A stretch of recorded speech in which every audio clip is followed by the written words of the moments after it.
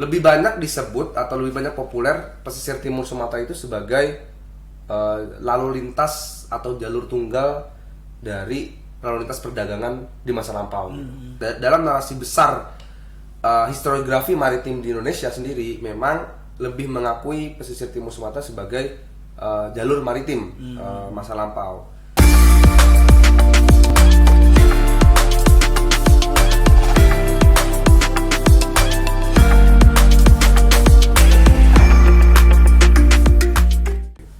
Assalamualaikum warahmatullahi wabarakatuh. Teman-teman Sultanat Institute, dimanapun kalian berada, dimanapun teman-teman berada, kembali lagi bersama kita di podcast Sultanat Institute.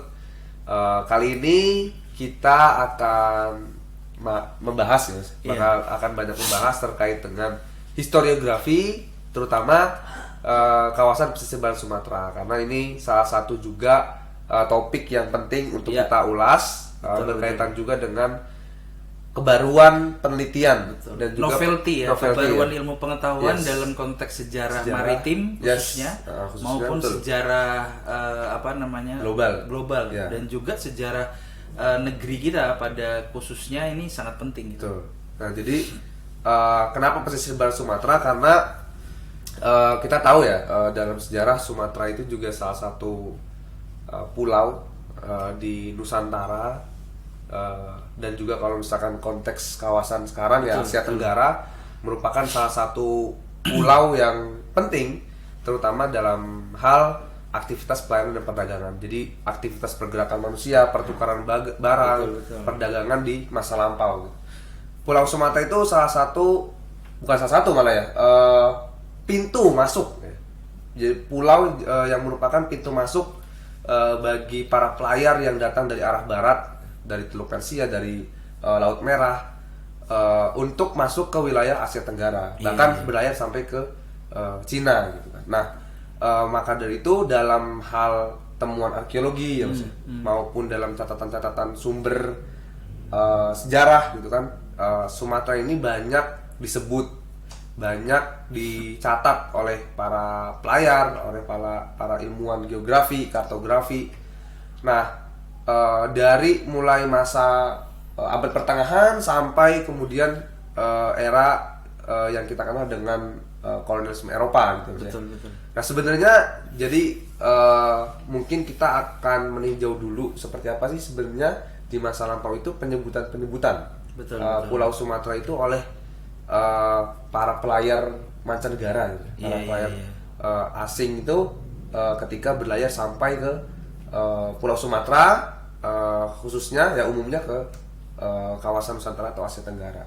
Itu gimana Mas, kira-kira bisa kita gali penyebutannya? Iya, mungkin nanti kita akan bahas ini ya, bagaimana konteks Pulau Sumatera dalam sejarah maritim ini. Kemudian nanti masuk ke historiografi, nanti bisa dijelasin sama Izur. Nah, menyambung tadi yang disampaikan soal pentingnya Sumatera. Memang dari secara geostrategi atau secara maritim, Sumatera ini kan penting karena dia memiliki dua choke point ya.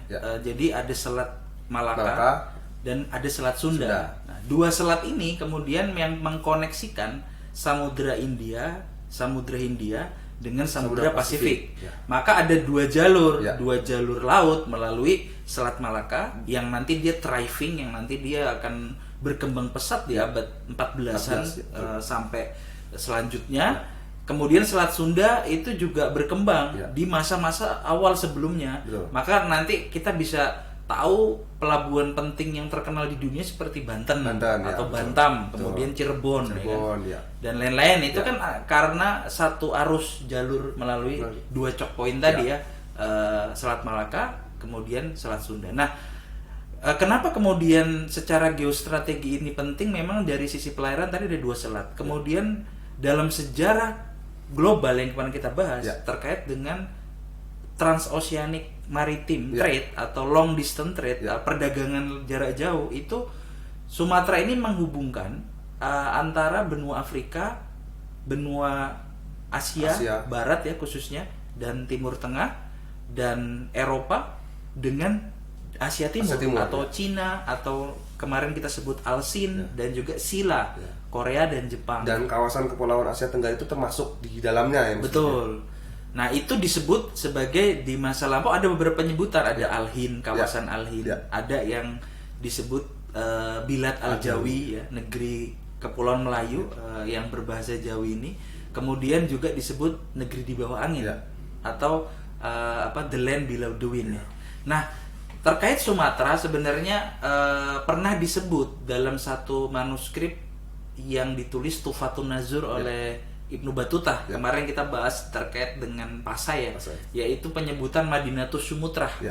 yang sebenarnya itu menyebutkan ibu kota dari Kesultanan Sumatera Ya, Pasai. Sumatera. Maka ada nanti penyebutan dalam kartografi, geografi Ya. masa lampau, penyebutan kota Sumatra itu sendiri. Ya, ya. Dia adalah satu kota yang penting Ya. nanti di abad-abad 12, 13 dan setelahnya. Nah, tetapi kemudian Sumatera itu kan dipahami dari konteks modern sekarang cukup luas ya.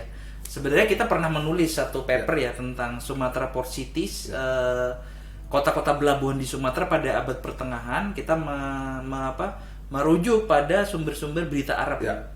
seperti Rila Sumber Asirafi, Arab, ya, betul. kemudian Ajaib- Al-Masudi, ya, Ajaib Ajaib Al-Ilmiah, Al-Ilmi. Burzuk bin Syahriar, kemudian terutama Al-Mahri, Ya, Sulaiman Sulaiman Al-Mahri Al-Mahri. tentang Al-Minhaj Ya, Al-Fakir ya. ya. Nah, di situ kita kalau mau gampang dari ini kita bicara data peta, data kartografi dan geografi Ya, ya. masa lampau itu ada 16 kota pelabuhan di abad pertengahan pada masa itu. Berarti kalau kita bayangkan ya Mas ya, Mm-mm.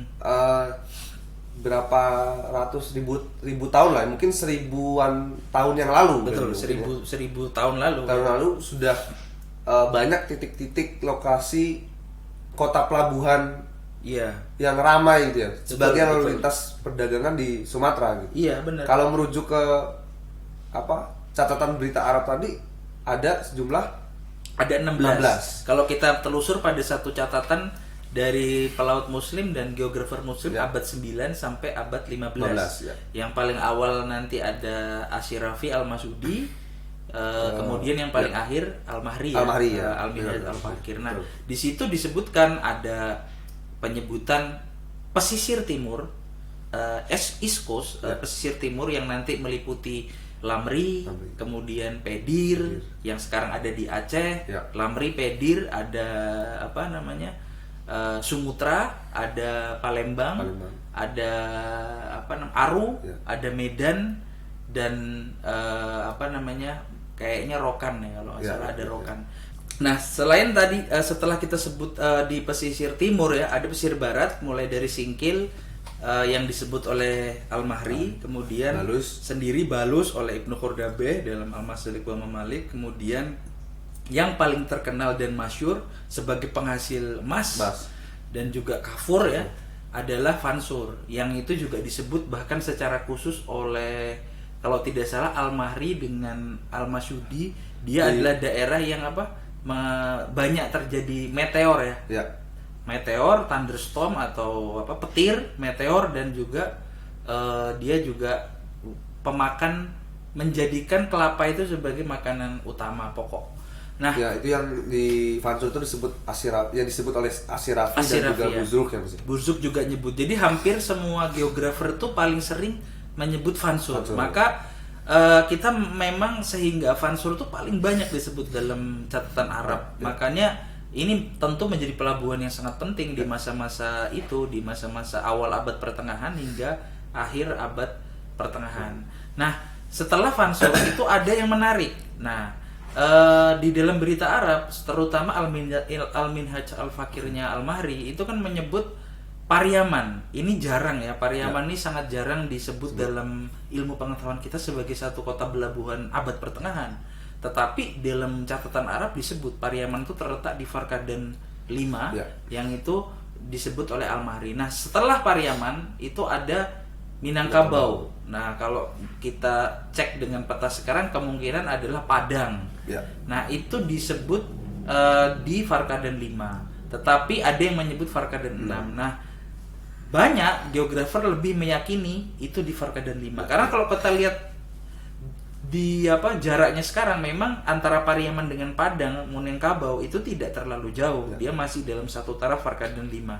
Nah, setelah itu ada satu nama yaitu Indrapura Indrapura. yang juga sangat asing Ya, di ya. hari ini. Ternyata dia sudah disebut di abad pertengahan Ya. oleh Al-Mahri. Dia ada di Farkadan 6. Jadi Pariaman, Minangkabau, Indrapura itu sangat dekat, dan sekarang kalau kita lihat cek ada memang Sumatera Barat itu ada 3 titik itu, Ya. yaitu Pariaman, Minangkabau, Minangkabau Indrapura. dengan Indrapura. Nah, kemudian di daerah Tapanulinya itu ada di Singkil, ada di Balus, dan ada di Vansur. Jadi kayak ada dua titik utama ya. Ya. Titik utama di Sumatera Utara dan Aceh tadi, Ya. kemudian titik utama di pesisir barat Ya. di Sumatera Barat ya. Ya.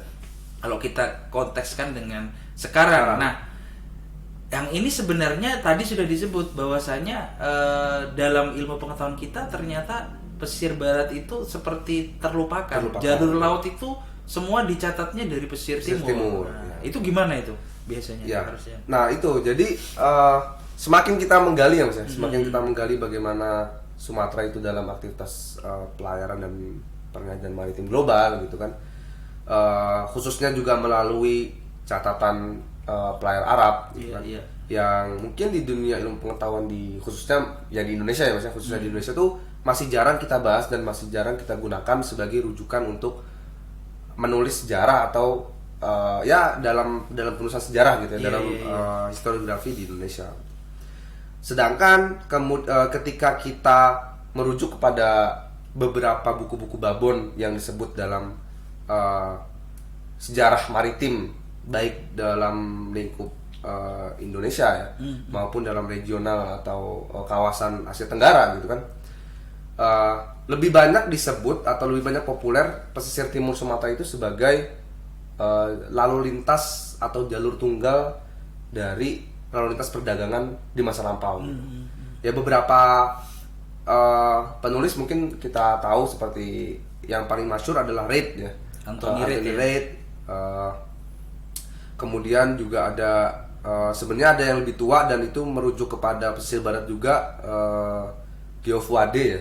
Geoffroy, dia juga menulis tentang pesisir timur juga, dan kemudian salah satunya juga adalah sejarawan di Indonesia ya, sejarawan maritim yaitu Pak Agustin Asnan. Pak Agustin Asnan juga menulis tentang sejarah Sumatera, historiografi Sumatera, dan melakukan perbandingan sebenarnya antara pesisir timur dengan pesisir barat. Dan memang secara narasi, dalam narasi besar historiografi maritim di Indonesia sendiri memang lebih mengakui pesisir timur Sumatera sebagai jalur maritim masa lampau. Ada beberapa yang sebenarnya alasan yang paling populer itu adalah alasan kondisi lingkungan atau kondisi alam dari pesisir barat dan pesisir timur gitu. Dimana ya Pak Agustin Asnan juga menjelaskan pesisir timur lebih punya banyak jalur sungai yang lebar, yang tenang, yang memungkinkan untuk dilayari gitu kan, dan memiliki kondisi daratan yang lebih landai gitu kan, dibandingkan dengan pesisir barat Sumatera yang secara lingkungan alam itu dia merupakan kawasan yang lebih sempit karena ada keberadaan bukit barisan, pegunungan bukit barisan ya. Kemudian sungai-sungainya, maka dikatakan sungai-sungainya lebih sempit, lebih kecil, tidak mungkin untuk dilayari, dan juga terlebih berhadapan langsung dengan perairan lepas Samudra Hindia yang arusnya dianggap sangat deras gitu. Nah, tetapi kan kemudian dari kebaruan penelitian dan juga penulisan sejarah ya, kita bisa melihat bahwa sebenarnya tidak sepenuhnya pesisir timur Sumatera itu menjadi jalur tunggal ya, jalur tunggal dari aktivitas perairan dan perniagaan global. Bahkan kalau kita merujuk, ada salah satu artikel menarik dari Prof. Bambang Purwanto yang di UGM yang juga membahas tentang pesisir barat Sumatera, bahwa memang secara politis gitu, dan secara politik historiografi gitu, pesisir barat Sumatera ini juga mengalami yang namanya adalah eksklusi. Apa itu secara sederhana? Jadi di apa ya? Dipinggirkan. Terpinggirkan dari narasi besar historiografi maritim di Indonesia maupun di Asia Tenggara gitu. Pesisir barat Sumatera, kepulauan-kepulauannya yang ada di pesisir barat Sumatera, kemudian aktivitas pelayaran global yang ada di pesisir barat Sumatera di masa lalu itu cenderung terlupakan dan tidak ditulis gitu, ketimbang sejarah maritim di pesisir timur Sumatera gitu. Nah, padahal kalau kita merujuk kepada misal masa abad pertengahan dari sumber-sumber sejarah yang kaya sebenarnya, yang sebenarnya kita bisa dan mampu gitu ya untuk mengakses sumber-sumber sejarah tersebut, sama mungkin ketertarikan kita ya di dunia akademik sejarah dan arkeologi Indonesia tidak banyak melirik sumber-sumber tersebut. Padahal ya sudah banyak juga sejarawan yang membahas berita-berita pelayaran Arab seperti Tibet, JR Tibet itu juga sudah membahas, bahkan lengkap, sangat cukup lengkap lah gitu. Jadi secara historiografi kita lebih mengenal, khususnya historiografi maritim itu lebih mengenal pesisir timur Sumatera itu sebagai lalu lintas jalur perdagangan. Sedangkan ada juga banyak kekayaan historis gitu ya di pesisir barat Sumatera, dan itu menandakan eksistensi pesisir barat Sumatera dalam sejarah maritim di masa lampau. Nah tadi kan setidaknya ada 2 scholars atau 2 sarjana yang membahas tentang pesisir barat. Yang pertama tadi adalah Gusti Asnan, bagaimana dia membandingkan kenapa kok pesisir timur itu dianggap lebih ramai, dia jalur tunggal. Kemudian dari Gusti Asnan itu kalau tidak salah Universitas Andalas, Padang, dari guru besar sejarah Universitas Andalas.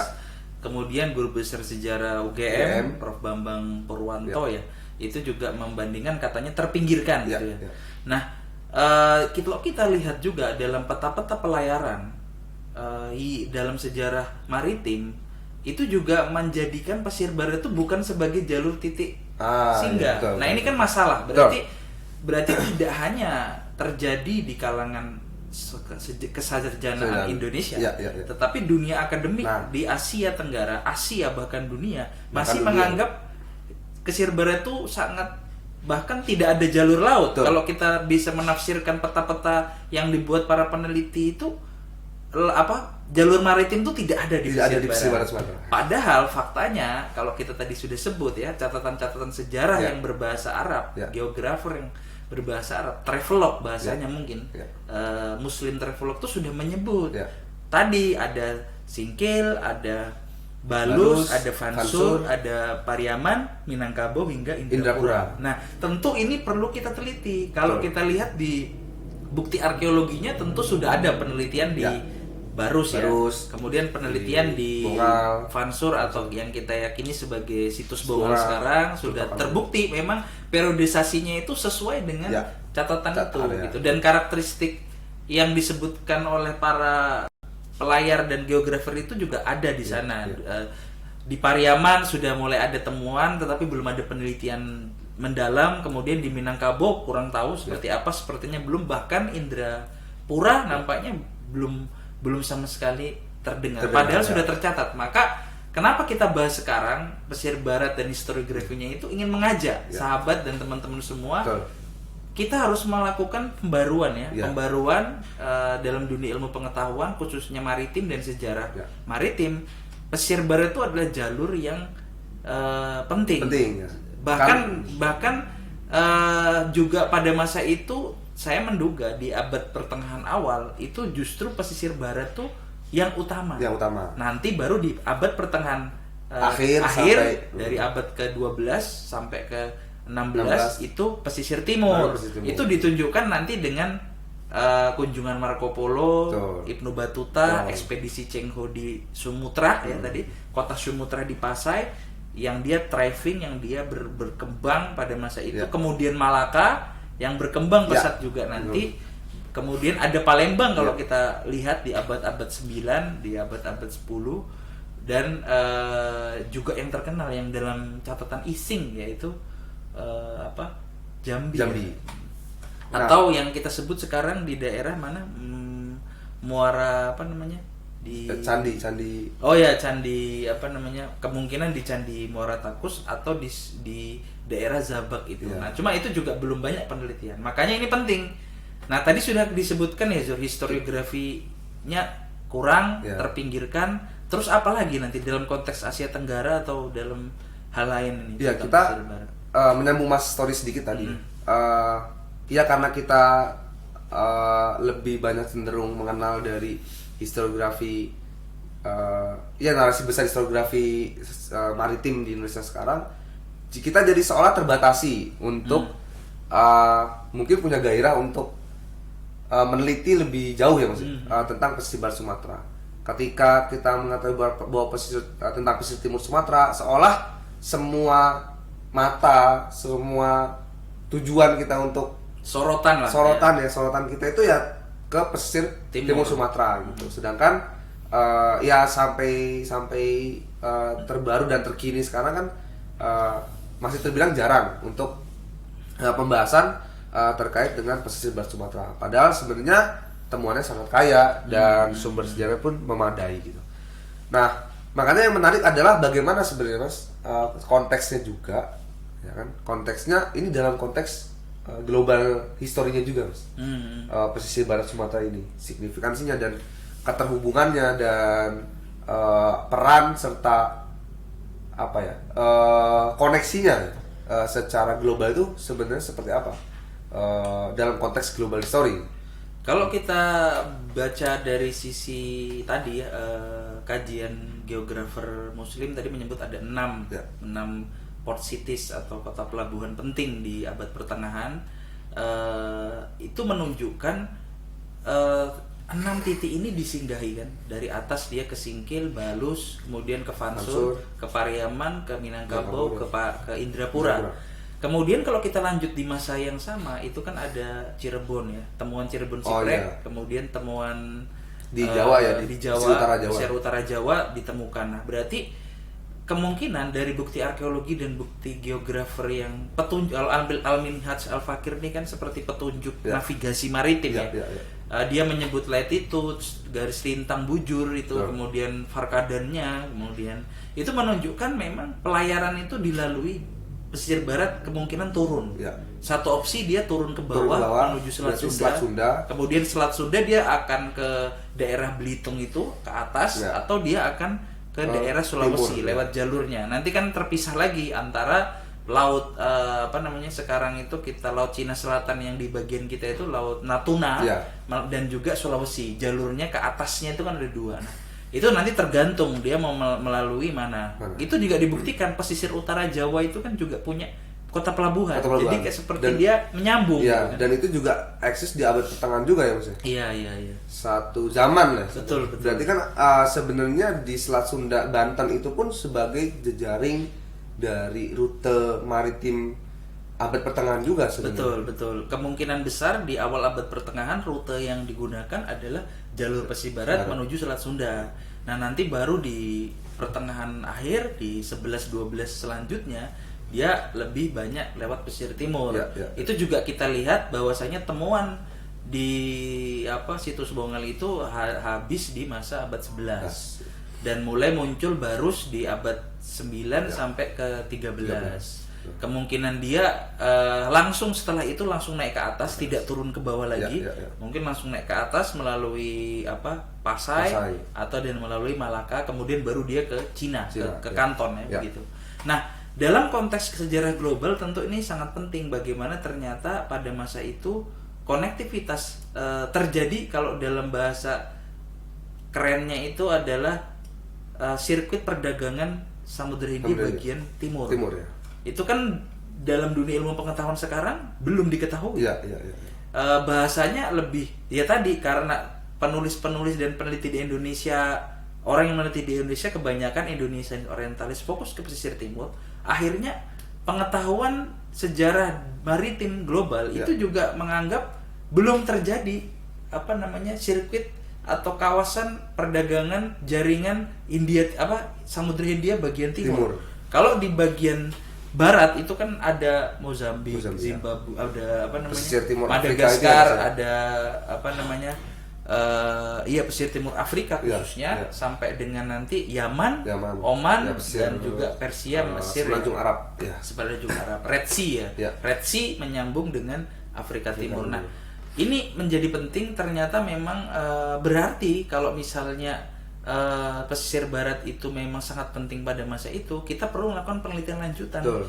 Tadi di Singkil, Ya. di Pariaman, di Minangkabau, di Indrapura. atau bahkan berarti ada kemungkinan shipwreck atau bangkai kapal di jalur itu, Iya, betul. atau jejak kota pelabuhan Betul. yang mungkin belum diketahui. Iya. Gitu. Nah, makanya itu kan menariknya adalah bagaimana kita mengupayakan Hmm. penelusuran lebih lanjut, Hmm. baik secara arkeologis maupun Historis, historis ya, iya. di kawasan pesisir barat Sumatera itu, karena kemungkinannya masih sangat besar. Betul. untuk kita dalami lagi bagaimana pengetahuan tentang sejarah ya. Iya. Pengetahuan sejarah tentang kawasan pesisir barat Sumatera. Ya ini signifikansinya akan besar dalam ilmu pengetahuan Betul. navigasi maritim, sejarah maritim global terutama di masa lampau, bahwasanya ternyata ada satu kebaruan, satu jalur baru dan juga satu signifikansi Iya. bahwasanya Sumatera dalam konteks masa lampau itu sangat penting. Iya. Dia bahkan tadi ada 16 titik kota pelabuhan. Berarti dia menjadi penghubung, menjadi satu penghubung utama dari Samudra Hindia dengan Samudra Pasifik, benua Afrika, Eropa dan Asia Barat, Asia Selatan dengan Asia Timur. Ya. Ini kan menjadi satu hal yang sangat penting bagi dunia ilmu Ya. pengetahuan. Nah, makanya kami mengajak kepada teman-teman pemerhati, peminat sejarah, peminat arkeologi, peneliti untuk membuktikan bahwasanya memang Indonesia ini adalah global player, pemain dunia Ya. yang penting pada masa itu. Salah satunya ya tadi memang dari sisi arkeologinya ada buktinya, dari sisi historisnya juga catatan ada. Nah, tinggal bagaimana kita melakukan penelitian, membuktikan dan kemudian menarasikan bagaimana imajinasi historis Ya. pada masa lampau. Seberapa besar peradaban di negeri Iya, ini iya. mempengaruhi Peradaban di dunia, Dunia. migrasi di dunia. Ya. Misalnya kemarin kita sudah sebut pentingnya sejarah global itu kan adalah dialog antar peradaban. Peradaban. Nah, seperti kita temui misalnya kalau di situs Bongal ada Asia Barat, Asia Selatan, Asia Timur, dan juga dari kita. Ya, Asia Tenggara. Berarti kan ada interaksi antar peradaban dari 3 kawasan ini, atau mungkin lebih 5 kawasan ini. Dan hubungannya juga bukan hanya hubungan dagang ya Mas ya? Iya, Tapi bukan hubungan hanya sekedar hubungan migrasi, dagang. pergerakan manusia, Iya. dan sampai ya interaksi peradaban. Interaksi budaya, interaksi manusia, sampai mungkin interaksi value, nilai, ya, gitu kan, betul, atau betul. agama bahkan seperti itu. Nah, makanya ini satu kebaruan yang sangat signifikan ya Mas ya? Dalam terutama dalam historiografi, dan ini bisa mencakup baik di lingkup historiografi Indonesia, bahkan di kawasan historiografi Asia Tenggara, bahkan hingga juga historiografi global atau historiografi dunia. Nah, tema-tema ini akan kita bawa ke konferensi-konferensi internasional. Nah, nanti yang paling dekat insya Allah di Bangkok ya. Bagaimana kita akan memberikan bukti arkeologi bagaimana maritim trade di pesisir barat ini yang akan mengubah sejarah Asia Tenggara pada masa itu. Asia Tenggara, betul. Ya paling itu ya Mas ya. Iya, kayak saat ini itu dulu ya, kita bagaimana pentingnya pesisir barat, dan tentu dibutuhkan penulisan sejarah di pesisir barat Sumatera. Ya makanya ini pembahasan kita mengenai pesisir barat Sumatera, terutama dalam tinjauan atau dalam konteks historiografi. Mungkin itu saja dulu teman-teman, pembahasan kita. Nanti akan kita lanjutkan lagi dengan topik-topik yang lain. Sampai ketemu di episode podcast Sultanate Institute selanjutnya. Bisa teman-teman bisa like, komen, dan juga subscribe, dan ikutin terus perbincangan-perbincangan atau diskusi kami di podcast Sultanate Institute. Terima kasih. Assalamualaikum warahmatullahi wabarakatuh.